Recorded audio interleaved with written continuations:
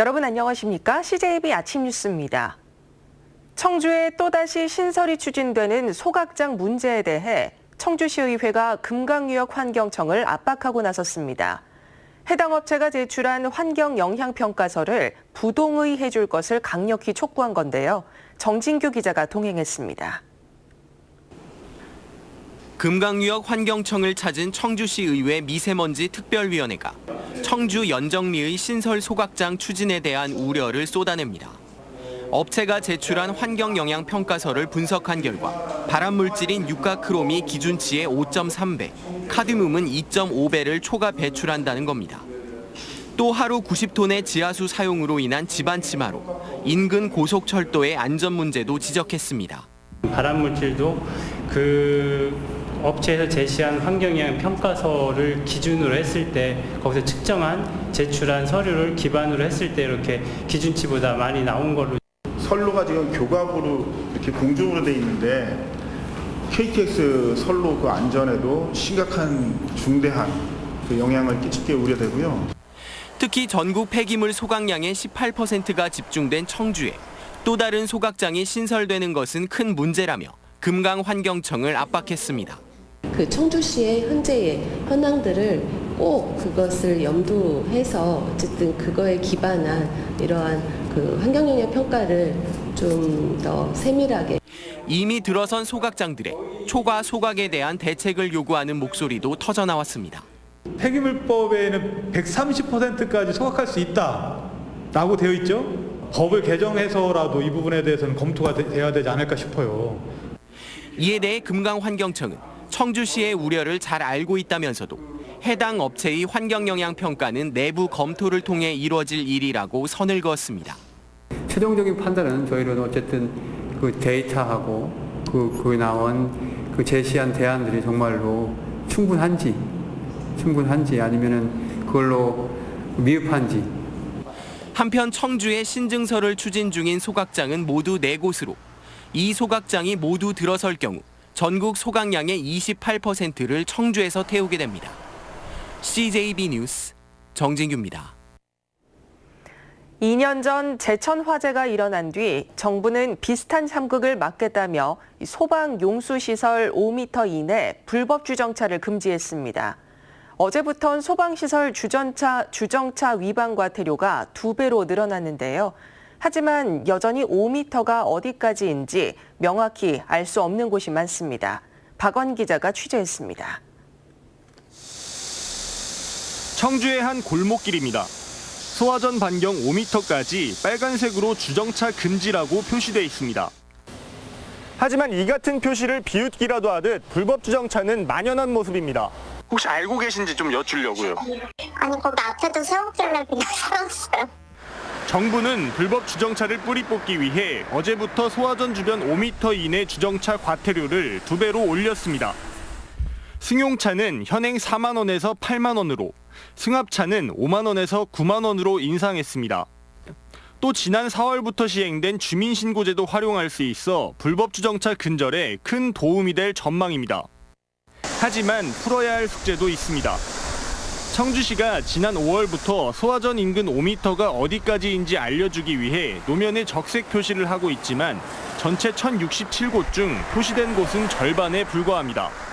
아직도 500여 곳은 어디까지가 주정차 금지구역인지 혼란스럽기만 합니다. 적색 표시가 이루어지지 않은 곳에 대해서는 금년도 추경 예산에 반영하여 시민들이 보다 명확히 인지할 수 있도록 주최할 계획입니다. 게다가 청주와 단양, 증평 등 5개 자치단체를 제외한 나머지 시군에서는 적색 표시가 시행되지 않고 있습니다. 처벌을 강화하는 것도 좋지만 시민들이 불법 주정차를 하지 않도록 자치단체의 세심한 행정도 필요합니다. CJB 뉴스 박원입니다. 좋은 누리양이 실종된 지 열흘을 넘기면서 보훈군청 공무원 100여 명이 추가로 투입되고 실종 장소와 인접한 보훈지역 야산에 대한 수색도 시작됐습니다. 특수학급 담임교사와 충북대 정신의학과 교수 등 발달장애 전문가 3명도 투입돼 조양이 이동했을 것으로 추정되는 곳을 집중적으로 살피고 있습니다. 경찰은 현재까지 누적 인원 4,500명을 투입해 수색에 나서고 있지만 별다른 성과를 거두지 못하고 있습니다. 충북 지역 시내버스와 농어촌 버스 요금이 다음 달 초부터 1,300원에서 1,500원으로 인상될 전망입니다. 충청북도는 물가대책분과위원회에서 15.38%의 버스 요금 인상안을 통과시켰습니다. 또한 KTX 오송역과 청주터미널, 청주공항으로 가는 급행버스는 1,900원으로 오를 전망입니다. 네, 때 아닌 미세먼지가 극성을 부리더니만 불볕더위를 틈타 오존까지 기승을 부리고 있습니다. 당분간 폭염과 오존에 불편한 동거가 이어질 전망입니다. 신규식 기자의 보도입니다. 소나기를 품은 먹구름조차 한여름 태양의 기세를 꺾지 못하고 도심은 달군 항아리 속 같습니다. 게다가 폭염은 불청객, 오존까지 불렀습니다. 자동차와 공장 배출가스의 휘발성 유기화합물이 햇볕 속 자외선과 반응해 생깁니다. 올 들어 도내에서 발령된 오존주의보는 벌써 지난해 전체와 같습니다. 미세먼지와 함께 오존 역시 해마다 최고치를 바꿔치우고 있는 겁니다. 강력한 이부제를 해서 교통량이 현저히 줄거나 휘발성 오염물질의 배출도 저감이 되지 않는 이상은 확 떨어질 수 있는 그런 상황은 현실로다가는 조금 어려운 상황이죠. 사람에게 끼치는 해는 미세먼지보다 결코 덜하지 않고 특히 심장과 폐를 병들게 합니다. 마스크와 양산을 쓴다고 막을 수도 없습니다. 오존주의보가 나오면 밖에 나가지 않는 게 상책입니다. 더욱이 지표면 오존의 발생과 소멸에 대한 믿을 만한 연구 결과는 턱없이 부족한 실정입니다. 여름은 폭염과 폭우 그리고 태풍 걱정을 하는 대신에 공기 걱정은 내려놓고 마음껏 숨을 쉬고 살아도 되는 줄 알았습니다. 하지만 또 걱정거리가 늘어난 만큼 국가적인 관심과 대책이 있어야겠습니다. CJB 뉴스 신규식입니다. 충북 곳곳에 폭염 경보가 내려지는 등 이 찜통 더위에 몸과 마음이 많이 지치셨을 텐데요. 시원한 폭포를 감상하면서 잠시나마 더위를 잊으시기 바랍니다. 구준혜 기자가 괴산 지역 폭포를 둘러봤습니다. 소나무 숲이 둘러싼 깎아지른 절벽 위에서 새하얀 물기둥이 시원하게 쏟아집니다. 폭포수가 부서지며 만들어낸 시원한 바람이 상쾌하게 온몸을 감쌉니다. 장마가 끝난 뒤라 물줄기는 더 넉넉해졌습니다. 색다른 풍경을 사진에 담고 아이들은 물놀이에 시간 가는 줄 모릅니다. 지금 3년째 오고요. 너무 좋아서 폭포도 좋고 물도 좋고 조용해서요. 더운 줄을 모르겠고 도복할 때 시원해가지고 경치도 되게 좋고 편해요. 쌍곡 7경 중 하나인 쌍곡 폭포입니다. 거칠게 쏟아져 내린 폭포수가 금세 잔잔한 호수로 변했습니다. 폭포와 호수가 어우러진 색다른 풍광은 쌍곡 7경 중 으뜸입니다. 숲길을 걷다 이마에 땀이 맺힐 때쯤 웅장한 용추폭포가 모습을 드러냅니다. 한 차례 떨어진 물줄기는 커다란 웅덩이를 휘돌아 넘쳐 이내 2단 폭포를 완성합니다. 깊은 계곡에 숨어 있어 깨끗하고 여유로운 게 장점입니다. 여름인지도 모를 정도로 시원하고 경치도 너무 좋고 힐링하는 것 같이 너무 좋습니다. 푸른 계곡 맑은 물이 만들어낸 시원한 폭포수가 한여름 스트레스와 무더위를 잠시나마 잊게 합니다. CJB 뉴스 구준혜입니다. 네, 보은군 하면 먼저 대추를 떠올리는 분들 많으실 텐데요. 이젠 스포츠와 전지훈련이 보은의 또 다른 대표 상품이 되고 있습니다. 조용권 기자입니다. 29년 만에 한국 여중생 400m 기록을 갈아치우며 육상의 김연아라는 애칭을 얻은 양예빈 선수입니다. 근력과 유연성, 트랙 질주 훈련 등을 소화하며 스피드를 끌어올리고 있습니다.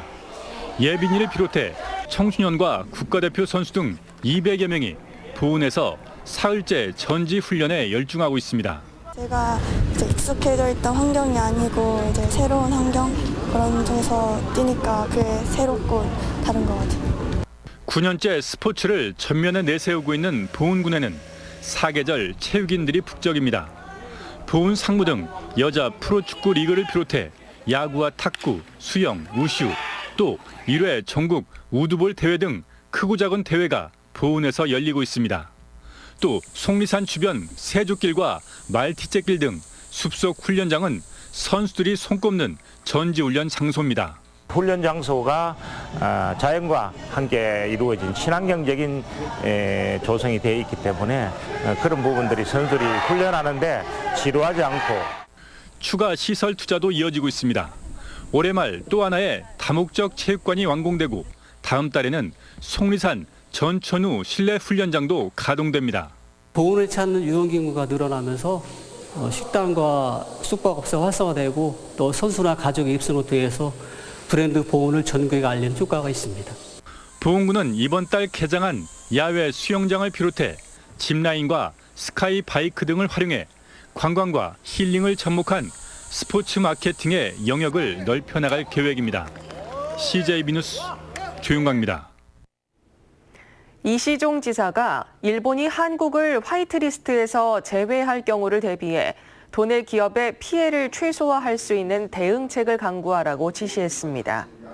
이 지사는 간부회의에서 일본이 우리나라를 화이트리스트에서 빼면 수출 규제 품목이 늘어날 수 있고 2차 전지나 수소산업 등 충북 신성장 동력산업이 타격을 받을 가능성이 있다고 말했습니다. 그러면서 관련 부서와 유관기관, 기업들과 긴밀히 협력해 대응책을 마련하라고 지시했습니다.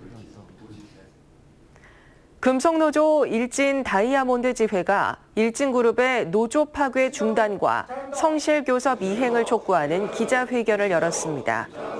파업 38일째를 맞은 금속노조 일진 다이아몬드 지회는 사측이 노조 감시와 불성실한 교섭에 나서는 등 노조 탄압을 일삼고 있다고 주장하고 있습니다. 충북교육청이 개방형 직위 감사관을 공개 모집합니다. 교육청은 현 감사관의 임기가 오는 10월 5일자로 만료됨에 따라 임용기간 2년의 지방 부이사관 또는 3급 상당의 일반 임기제 공무원을 공개 모집한다고 밝혔습니다.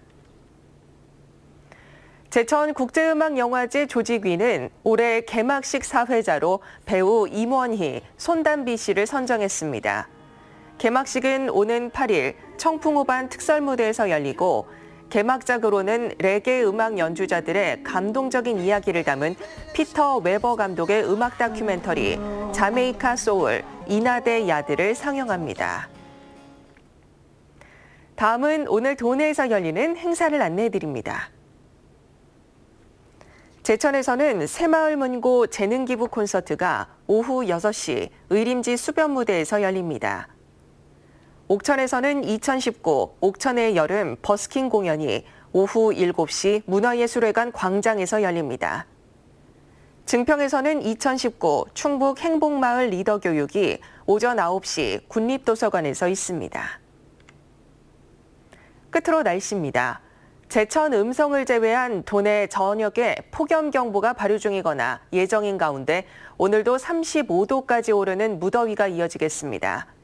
낮 최고 기온은 청주, 충주, 보은 35도, 제천 34도 등 34도에서 35도로 어제와 비슷하거나 조금 높겠습니다. 오늘 대체로 구름이 많겠으나 오후 한때 소나기가 내리는 지역이 있겠습니다. 예상 강수량은 5에서 30mm 안팎입니다. 이상으로 CJB 아침 뉴스를 마칩니다. 고맙습니다.